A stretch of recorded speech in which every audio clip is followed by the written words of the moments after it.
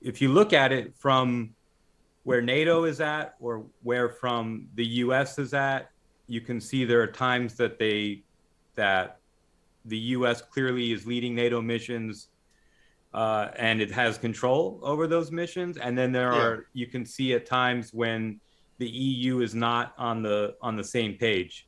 Oh, And today I'm absolutely. excited. We're talking to Finian, who's been we've not had the chance to talk to him before, but we've been talking about stuff he's writing for a long time. So I think most of our listeners are familiar with him.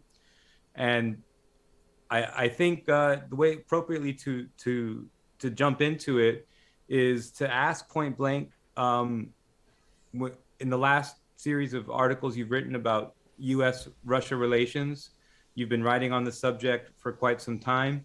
You have an intimate understanding of the background, the dynamics, the geopolitics, and the diplomacy. And so we're honored to speak to you today. Can you tell us, does this ever end? Is there ever an end in sight? Is this Groundhog's Day? What's the story? Mm. Well, I think we have to look at a long-term historical perspective, Joaquin and Tim.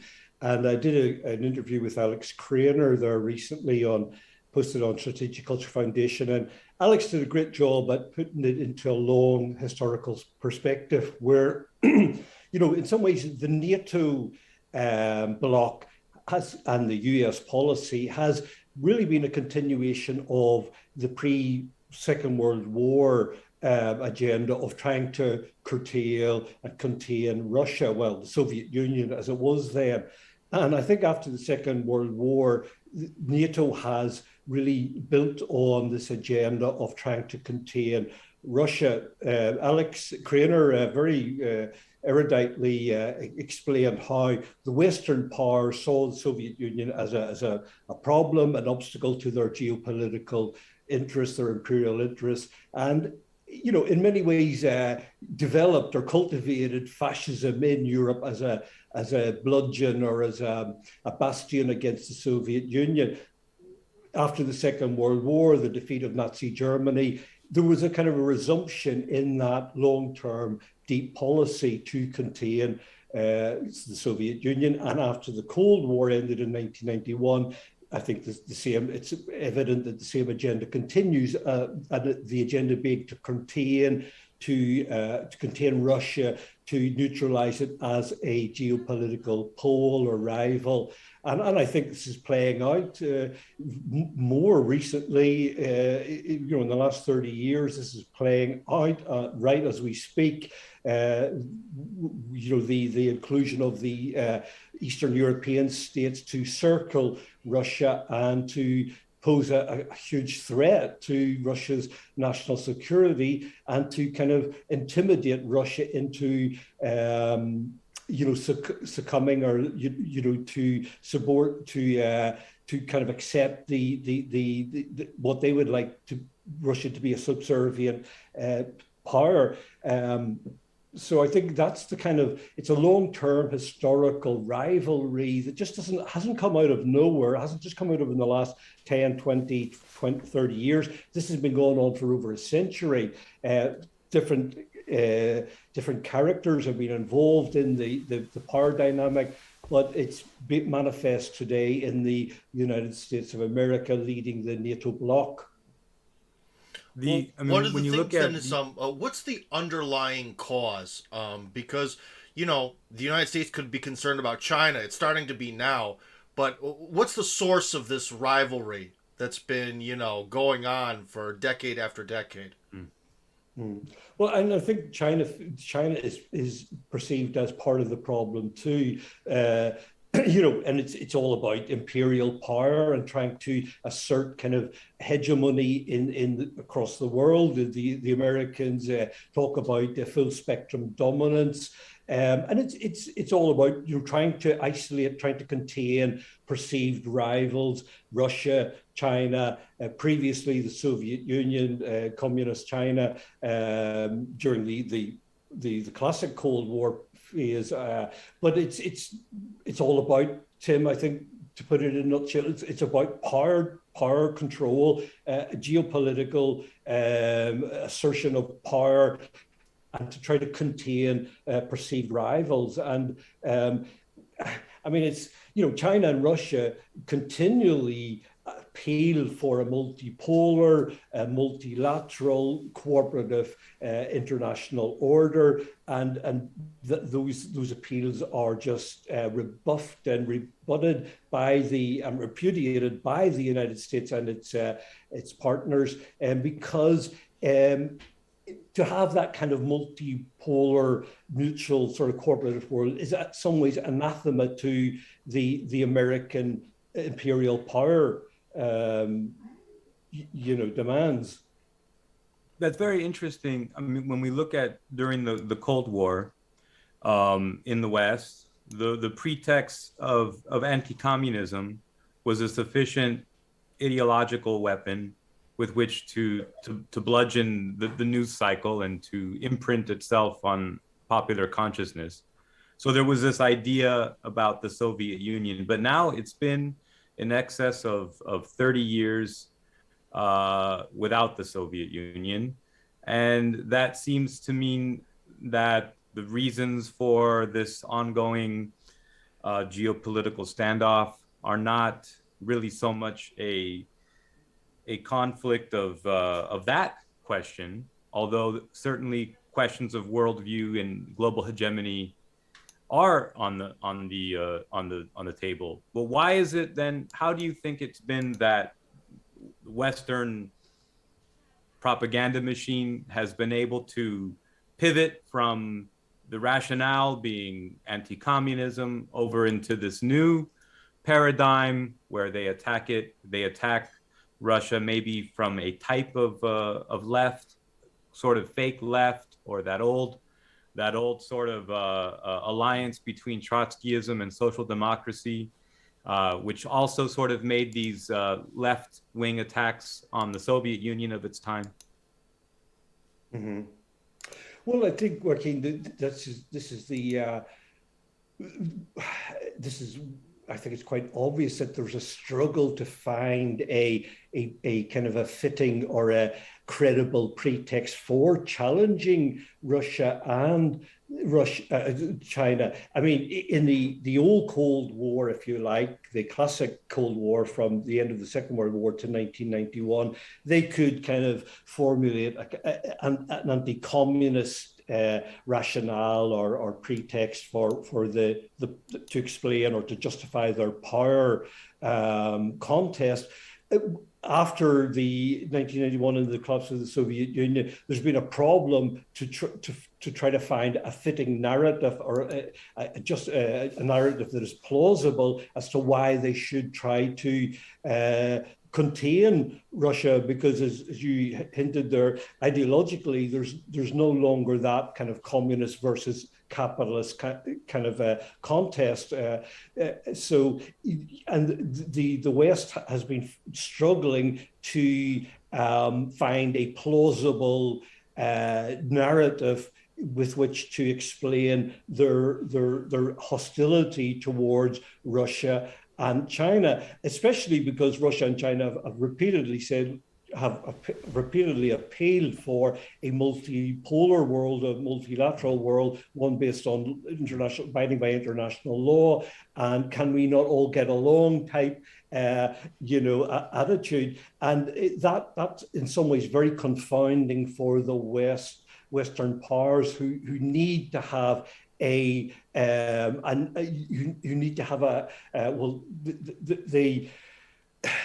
they rely on hostility to try to oppose China and Russia, and they can't very well find a plausible narrative to combat China and Russia. So you've got all these spurious kind of pretexts or causes against Russia and China, the whole hacking of American democracy and European democracy and various other kind of tropes to try to paint Russia, to demonize Russia and China with. But it's not really plausible, and it doesn't really stick, and there's a lack of evidence, a dearth of evidence to support that. So yeah, this is their problem. How do they justify their their implacable hostility towards Moscow and Beijing, it's very difficult for the Western powers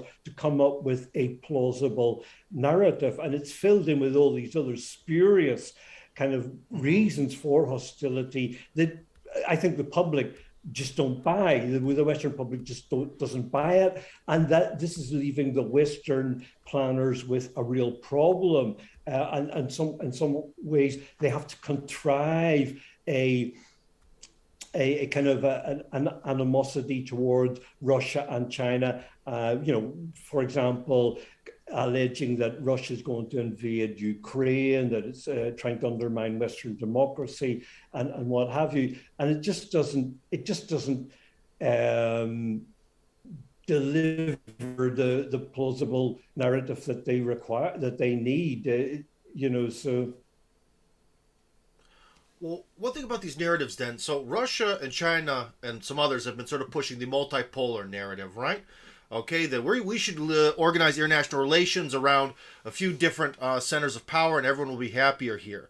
Now, it's interesting that why then does the United States answer? Like during the Cold War, we had capitalism versus communism, and everything was very clear. But now we sort of have this very clear position versus a very amorphous position. Why does the monopolar world sort of hide in the shadows about its side and things? Well, I suppose it's indefensible, isn't it? I mean, how do you defend a policy which is really a war-driven policy, one that really is pushing conflict and war? I mean, it's very hard to defend that morally, politically, legally. So you have to then create all sorts of facades and red herrings and to try to justify what is an indefensible position. I mean, it's an indefensible position to be trying to wage a war, trying to push the world in such a direction that it could result in a hot war. I mean, the West can't very well put it as starkly as that. I mean, I think that's essentially what the Western policy amounts to, principally led by the United States. But it's very hard to, it's untenable, indefensible to put it like that. So you have to then camouflage it with all sorts of spurious pretexts for why you're antagonizing China and Russia, and the whole narrative about Russia being a threat to Europe's security. It's just not credible. But and this is the kind of, I think, the must be the very frustrating and exasperating issue for Russia and China, because they're being continually accused of posing a threat to the world, the so-called rules-based order, which they're not. I mean, what countries have China invaded? What countries have Russia invaded? It's very hard to kind of carry off this narrative that those two countries are threats when they're not. I mean, we can go into particular scenarios like the so-called annexation of Crimea, but overall, there is really only one warmongering entity in the world, and that's the United States. It's quite glaring, the record of warmongering, and yet in a really ridiculous, absurd way, they're inverting the reality and trying to project what they are guilty of onto the likes of Russia and China, and it just doesn't come off as credible. Well, yeah, because I was going to say, as someone who's lived in Russia for quite some time, and someone whose choice to live in Russia has made a lot of Russian liberals angry, I've gotten a lot of very hateful messages that list out all of the horrible invasions that Russia has conducted since the beginning of time. So there is a way to sort of weave this narrative. But again, the thing is, when we weave the narrative about Russian aggression, it doesn't look that different from a lot of other countries, and it certainly looks much better than the United States since after World War II. So, but anyways, my one question then is, I see in your articles, you're maybe even a little bit more pessimistic than I am about the current negotiations. The Putin-Biden negotiations, how they've sort of been talking, we'll meet later, we'll organize this. Now they're actually trying to have this big discussion. The Russians sent out that sort of kind of very hardline list of demands that NATO will never agree to. But is there any hope that maybe Washington's actually feeling a little bit weak? The loss in Afghanistan, the economy's rescinding, that they might kind of back off and just appease the Russians for now, and we can go back to a sort of boring, happy 21st century. Any chance at all?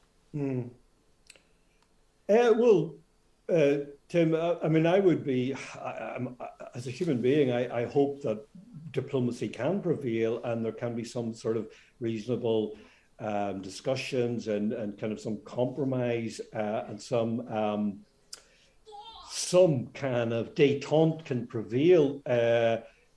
I certainly hope so, and I think there is also a realpolitik here that Russia and China are formidably defended militarily. The United States and its allies must surely realize that they would stand very little chance of in an armed confrontation with China and Russia. So hopefully that could kind of have a sobering effect. But I think, being realistic, the underlying dynamic that we've talked about or alluded to there over the last century is unfortunately one that's a war-mongering dynamic, and the basis of American imperialist capitalist control and hegemony, or desire to have hegemony over the world, pushes it in such a direction that it cannot tolerate perceived rivals. Very sadly, that's the nature of the American capitalist system and its adjunct European powers. It doesn't lend itself to a mutual kind of equilibrium of peace. It's got to push for, in a zero-sum way, kind of victory, full spectrum dominance. So I think while there might be some sort of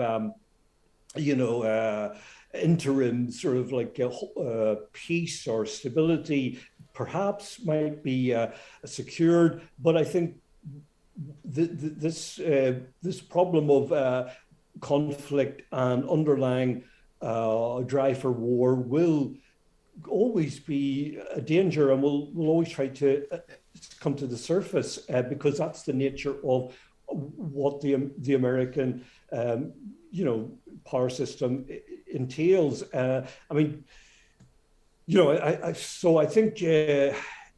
I would like to hope that, like yourself, that some kind of peace will prevail, but it's we have to, I think, be realistic. I think that the nature of the power dynamics are one that is one that drives towards war and confrontation, where the hegemon or would-be hegemon in the United States perceives other powers as a block to its full control or full spectrum dominance, and this in a way goes back to the rise of fascism in Europe, up to the Second World War, where the Western powers wanted to divide the world up into under their control. They used fascism as a sort of a bulwark against the Soviet Union, and I think we're back to that kind of that dynamic. Although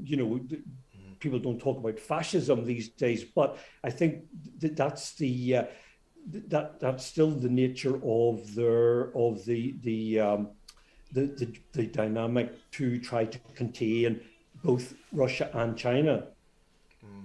Well, dividing the world into spheres of influence wouldn't actually be too bad. I think that would suit a lot of people, and because I've written recently that if Washington were to even entertain half of what the Russians want, to be honest, Russia would be happy to take half of Ukraine, maybe Moldova, maybe some chunk of Central Asia, and call it a day, and they would be happy to sign off on influence for the West to take over the entire rest of the world to just get that. So if the United States is on the decline, now would actually be a very good time to negotiate, because they could get almost everything. Well, basically, they could get things from the Russians that would seem very, very generous 100 years or 200 years down the line. Because, to be honest, one of the ironies is that they always say Russians are aggressive and imperialist and all this other stuff, where Russia's really only interested in its former territory.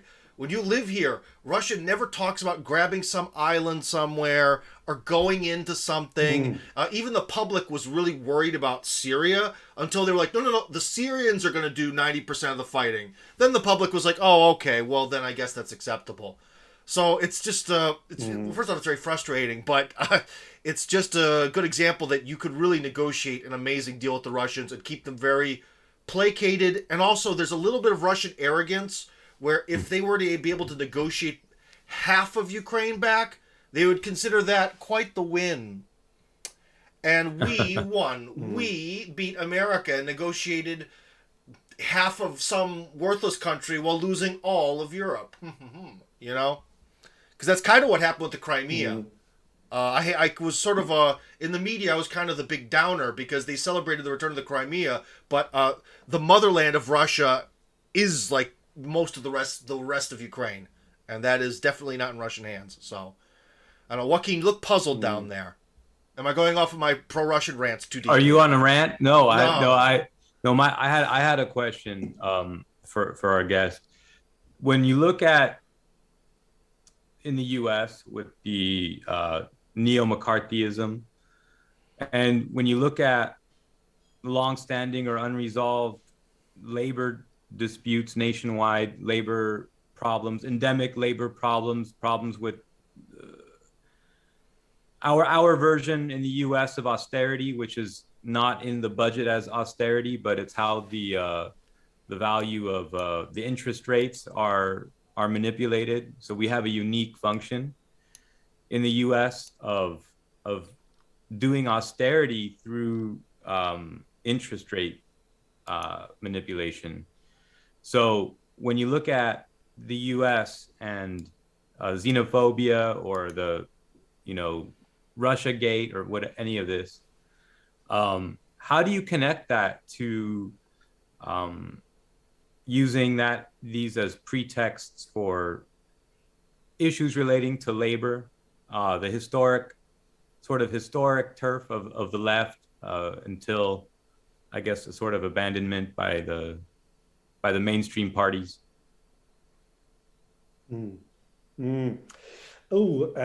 I don't know, Joaquin. That's a wee bit out of my kind of interest or expertise or knowledge or focus. I suppose I would just like to say that the U.S. economy is obviously in a bad way, and that's always an ominous sign for going to war or to try to have an external kind of solution to internal problems through a more aggressive imperial foreign policy. I will. I certainly would kind of concur with you that the U.S. is in a very bad situation in its domestic economics, and that to me is would be a cause for alarm that it's prone to then find a war type solution or aggressive solution abroad. Well, that's all I would say there. Is there any way the Russians could speak to the United States in a way that would actually help them win? Because for the last decade, I've really, when I go on TV and stuff, I try to convince Russians that this is not some sort of personal problem. Russians really have this weird perception that the problem between America and Russia is something like cultural or personal. It's kind of like how, in America, you take a business card, you're like, oh, okay, thanks, you put it in your pocket. Whereas in certain Asian countries, you're supposed to hold it with both hands sort of in front of your face, completely read the card as a sign of respect, right? That's some sort of cultural misunderstanding that happens when people go from London or Washington over to Japan or Seoul or whatever, right? And Russians seem to think that that's like the origin of this whole issue. And it's just, first off, it's insane that they think it's that way, but it's ineffective. And it leads to these very ineffective ways of doing things. Because I think that the Russians have been overly polite for especially the last 10 years, overly bending over backwards to try to show that they're sending out the olive branch.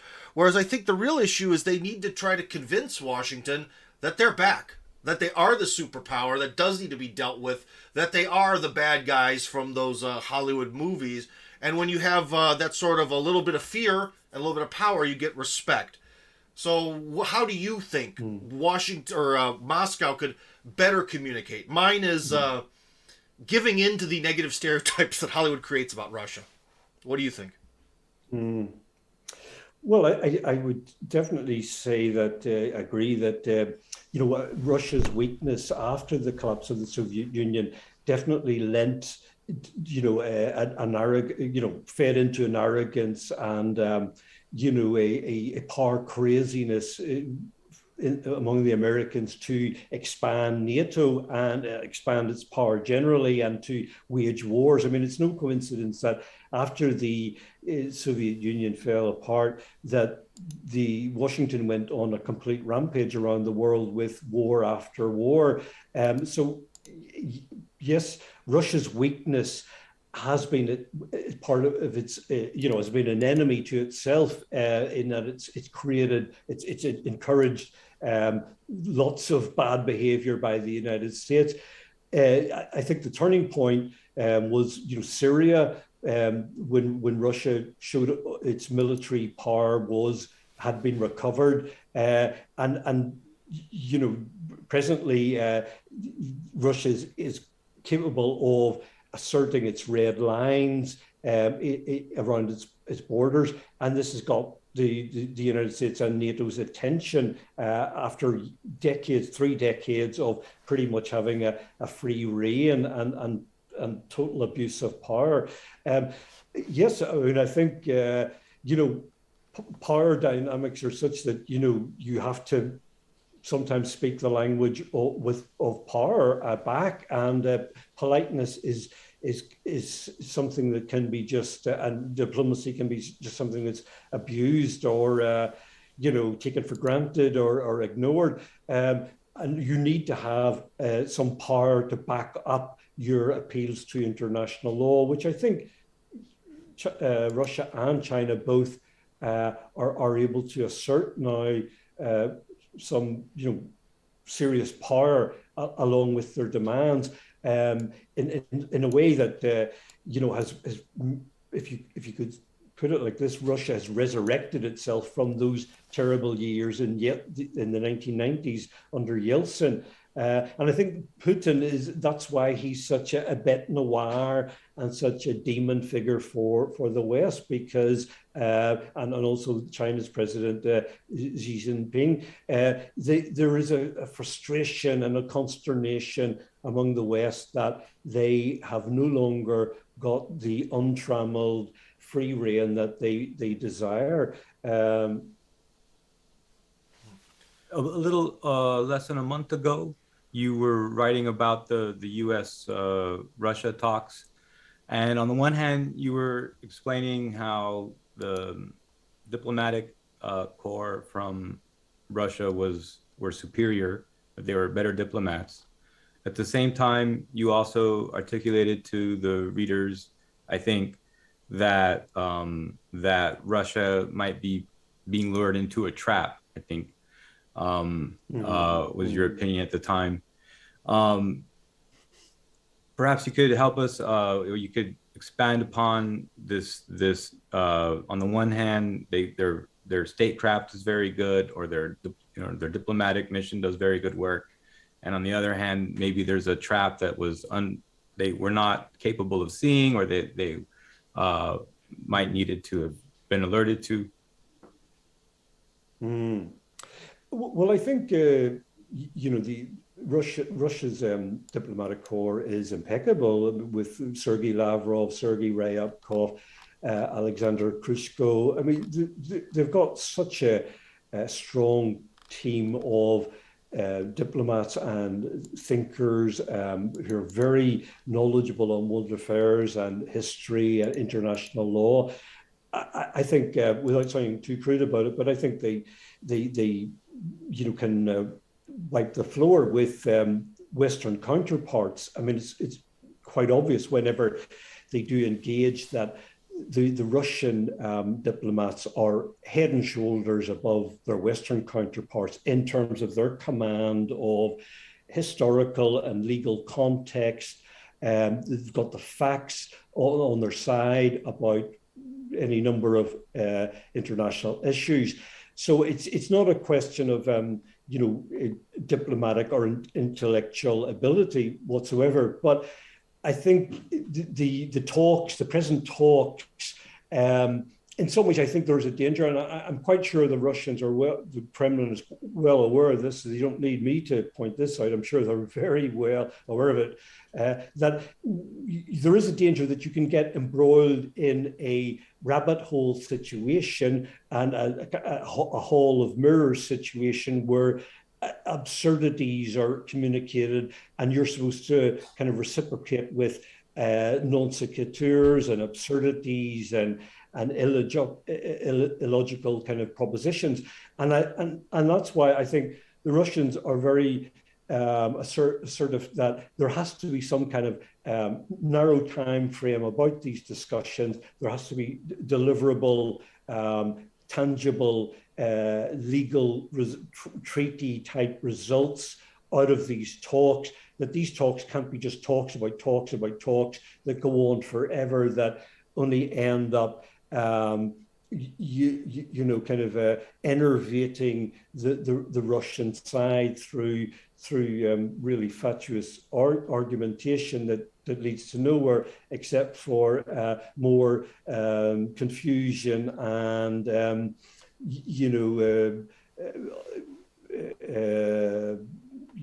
untenable demands. I mean, for example, that Russia must de-escalate the situation. Well, de-escalate what? I mean, de-escalate troops on our own territory. I mean, if you start to get involved with stupid kind of premises and frameworks, it can be quite confusing. Now, I'm quite sure Russian diplomats and their thinkers are well able to figure all this out, have it figured out.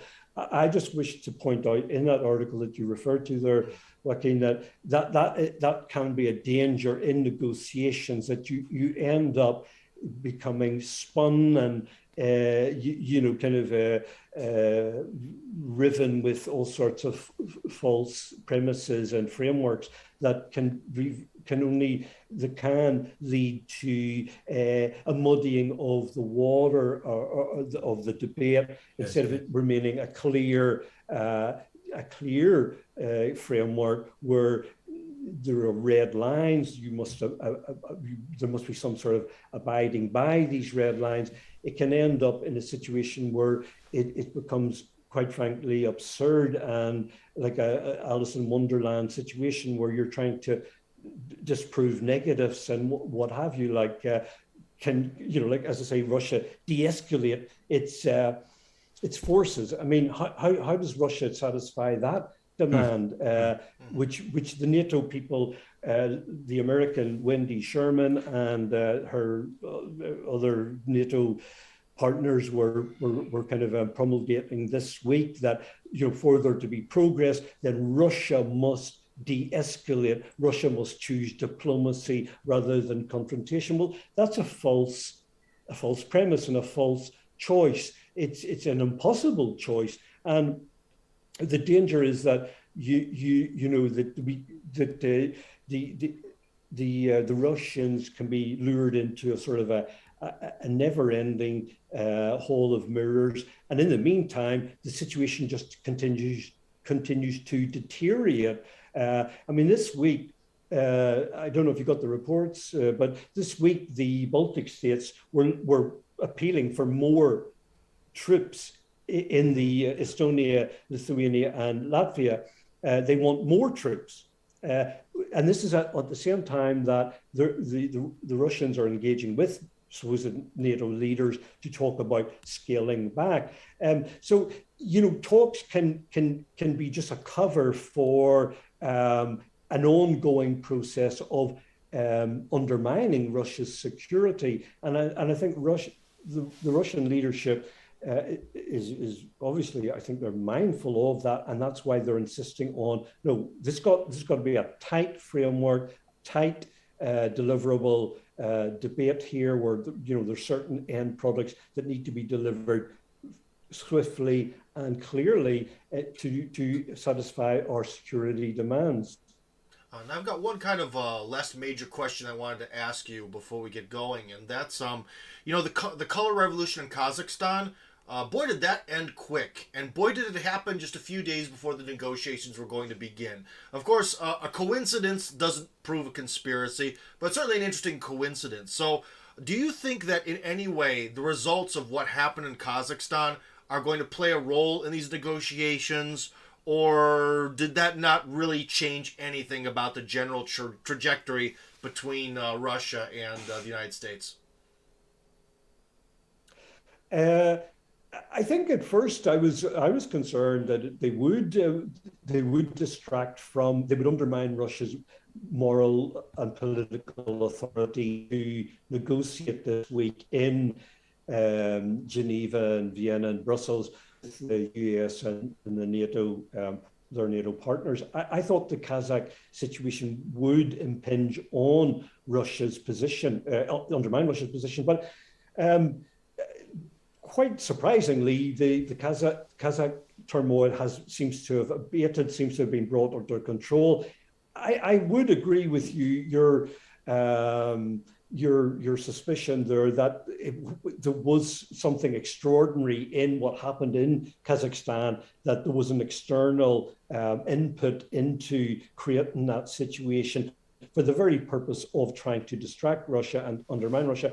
And there was various Western kind of claims that Russia has gone in there to back up a strong arm regime, and it was trying to smear Russia with what was a straightforward security operation under a treaty obligation to a neighbor through the CTSO, and Russia and its CTSO partners seem to be very successful in putting the Kazakhstan house in order, which did seem to come under an extraneous and extraordinary assault from outside forces. There was various credible reports of armed groups in Kazakhstan with foreign accents. They weren't Kazakhstan people. It did seem to me there was evidence that there was a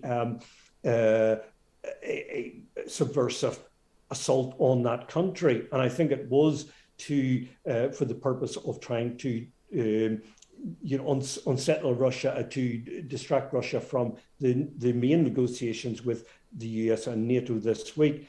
As it turned out, Tim, I don't think, as I say, because of the CTSO security operation to restore order in Kazakhstan with the Kazakhstan authorities, they seem to succeed, and so the whole Kazakhstan thing settled down very quickly, instead of blowing up into a worse instability that appeared to be on the cards last week or whenever it first blew up. But so no, I don't think. As it turned out, the Kazakhstan scenario didn't impinge, from what I could tell anyway, from the negotiations. It didn't impinge. It didn't impinge on Russia's negotiating position or its thrust of its argument. But having said that, I mean, I think that was the intention. That certainly was the purpose of the extraordinary blow up in the Kazakhstan domestic politics. Well, overall, gentlemen, I think things are. I'm going to have to agree with you. Things are probably not going to change in a radical way. Maybe recently I've let my optimism about U.S.-Russia relations get too excited. I mean, after a certain general started using the term tripolar world, excuse me, I'm thinking in Russian, mir, tripolar world, I was getting very excited about that. But you've kind of convinced me here, Finian, that I think the very slow downward spiral is probably what's going to be the end result of these negotiations. My heart wants peace, but my mind says no. Joaquin, have we convinced you to join Team Real Politic or Team Pessimism, depending how you see things? I'm not a pessimist. When I look at the direction of things, I think when you talk about uh, democratic institutions in the U.S., or you talk about the economic issues inside the U.S., I'm optimistic that these can be resolved. I think that organized labor has to get out of whatever sort of political agreements it's in and take a fresh look at its real constituency. And separate from that, I think when I look at the rise of a sort of more multipolar um, global geopolitics, I think that's become more of a mainstream view now that that's the situation. So a couple of years ago, it was the term itself was becoming, I don't know what's the word, it was a loaded term, and it was used to discredit people even, and now it's a mainstream term, and in the span of 5 or 7 years. So I I think that's phenomenal because uh yeah, I think Team Realist is where it's at because it's when they're painting an idealized worldview through whatever these institutions uh based upon, and they target it and create it in ways that um simply perpetuate the institutions of monopolarity. Yeah. And it's not that those institutions are inappropriate when there is a global vacuum, power vacuum, and monopolarity is possible. This is Yeah. from a realist And perspective. You're and not saying and Joaquin, what ought to just be. to interject, over the last few episodes, we've gotten into a little bit of censorship against people even related to Russia loosely or Russia itself. But the real thing is maybe the actual core of the censorship is censoring this idea of multipolarity, because as Finian mentioned, that it's something that's very hard to disagree with. And now that I'm kind of sitting here, I'm listening. Of course, I've been listening to you guys, but going through my mind, I'm kind of thinking that, like, well, the sort of American, like, Democrat blue left, well, they hate, at least in theory, they're supposed to hate imperialism and the dominance of the West over other cultures, so they should be in favor of it. And then the American red right Trump crew should be in favor of America focusing on itself, not beware of entangling alliances in Europe and all that. So it's actually an idea that suits both the left and the right in America, which there aren't many of. So maybe that's why we're all getting censored, because of that two-word phrase that's so powerful. Hmm. Maybe? I don't know, but I think that's a good note to end on. Anyways, Finian Cunningham, thank you very much for being with us, guys. We'll be back in roughly 1 week's time. Tim Kirby, Joaquin Flores, signing out.